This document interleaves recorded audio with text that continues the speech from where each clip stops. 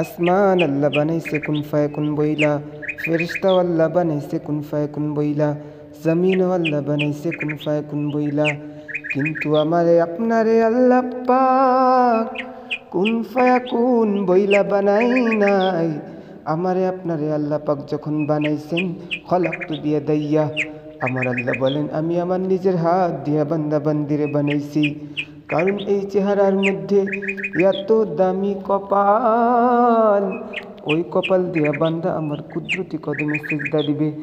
এই কপালটার এত দাম, এই কপাল কুন ফায়াকুন বললে হয় না, এই কপাল ফেরেশতাদের দ্বারা বানাইলেও হয় না, আমি আল্লাহ নিজে হাতে বানাইছি। আর আমার আল্লাহ বলেন আমিও দেখি জমিনে কেমন অন্যায় হয়, অত্যাচার কেমন জুলুম হয়, জমিনে কেমন অন্যায় হয়, অত্যাচার কেমন জুলুম কেমন গুনাহ হয়।